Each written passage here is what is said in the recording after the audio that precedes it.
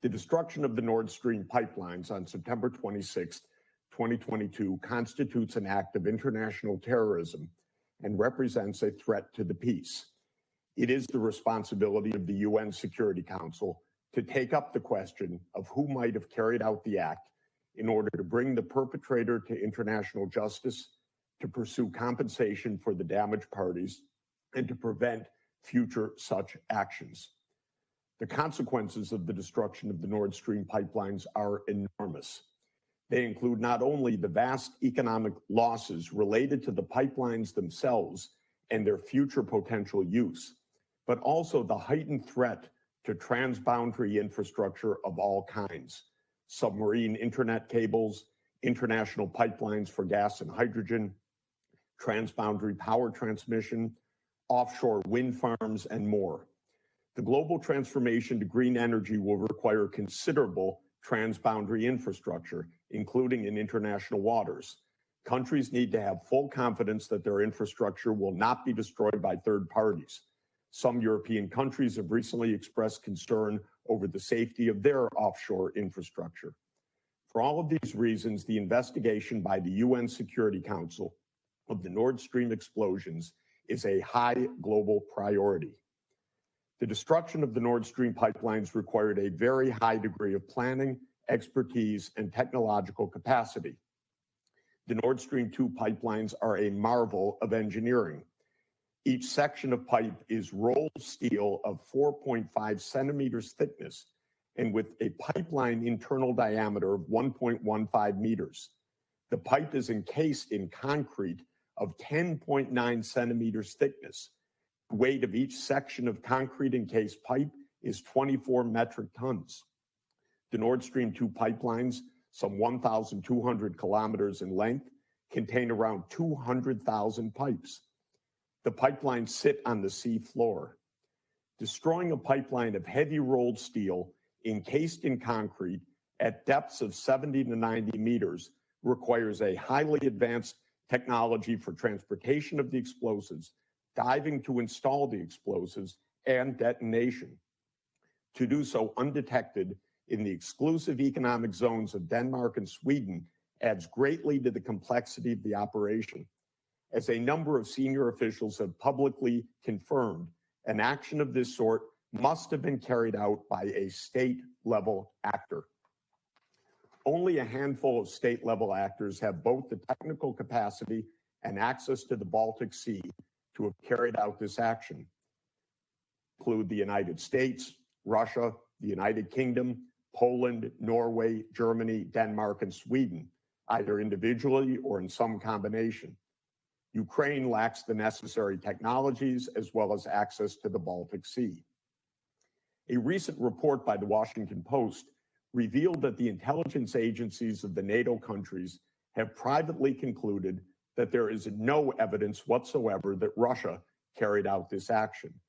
This also comports with the fact that Russia had no obvious motive to carry out this act of terrorism on its own critical infrastructure. Indeed, Russia is likely to bear considerable expenses to repair the pipelines. 3 countries have reportedly carried out investigations of the Nord Stream terrorism: Denmark, Germany, and Sweden. These countries presumably know much more about the circumstances of the terrorist attack. Sweden, in particular, has perhaps the most to tell the world about the crime scene, which its divers investigated. Yet instead of sharing this information globally, Sweden has kept the results of its investigation secret from the rest of the world. Sweden has refused to share its findings with Russia and turned down a joint investigation with Denmark and Germany. In the interest of global peace, the UN Security Council should require these countries to immediately turn over the results of their investigations to the UN Security Council. There is only one detailed account to date of the Nord Stream destruction, the one recently put forward by investigative journalist Seymour Hersh, ostensibly based on information leaked by Hersh by an unnamed source. Hersh attributes the Nord Stream destruction to a decision ordered by U.S. President Joe Biden and carried out by U.S. agents in a covert operation that Hersh describes in detail. The White House has described Hersh's account as, quote, completely and utterly false, unquote, but did not offer any information contradicting Hersh's account and did not offer any alternative explanation.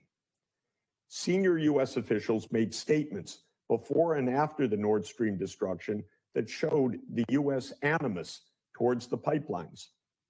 On January 27, 2022, Undersecretary of State Victoria Nuland tweeted, quote, if Russia invades Ukraine, one way or another, Nord Stream 2 will not move forward, end quote.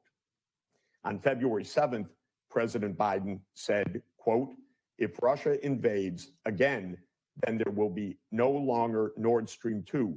We will bring an end to it, end quote. When asked by the reporter how he would do that, he responded, quote, I promise you we will be able to do it, end quote.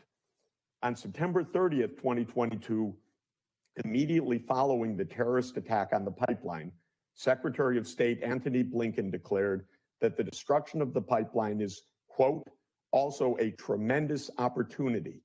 It's a tremendous opportunity to once and for all remove the dependence on Russian energy and thus to take away from Vladimir Putin the weaponization of energy as a means of advancing his imperial designs, end quote.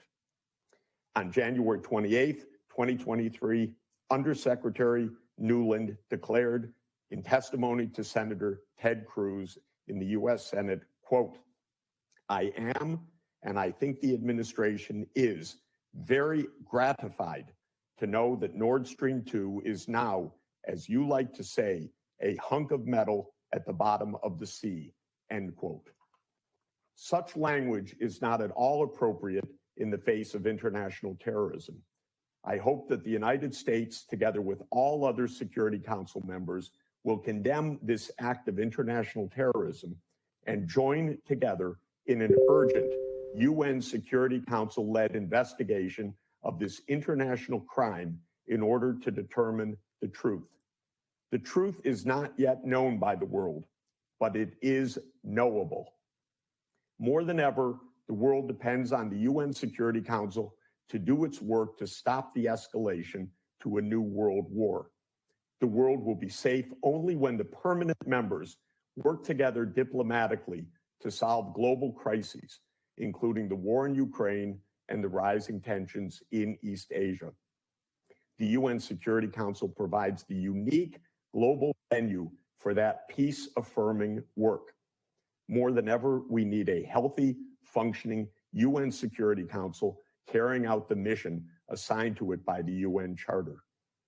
A UN Security Council objective investigation of the Nord Stream terrorism, in which all countries contribute what they know, is important for the global confidence in this body, and most importantly, for global peace and sustainable development.